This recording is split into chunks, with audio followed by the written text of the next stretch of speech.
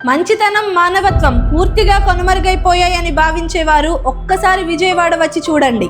Bezawada bus stand వద్ద ఉన్న auto డ్రైవర్లు చేసిన పని గురించి తెలుసుకుంటే ఎవరైనా హ్యాట్స్ ఆఫ్ అనాల్సిందే. నెల్లూరు జిల్లాకు చెందిన ఓ 19 ఏళ్ల యువతి జీవితం అకస్మాత్తుగా అంధకారంగా మారింది. కంటికి రెప్పలా కాపాడిన తల్లిదండ్రులు దూరం అవడంతో ఆ ఆవేదనను భరించలేక మనసు వికలమై నెల్లూరు నుంచి బస్సెక్కి విజయవాడ బస్టాండ్ కు చేరుకుంది. దారి మధ్యలో ఆమె ఫోన్, పర్సు పోగొట్టుకుంది. చేతిలో చిల్లిగవ్వలేదు.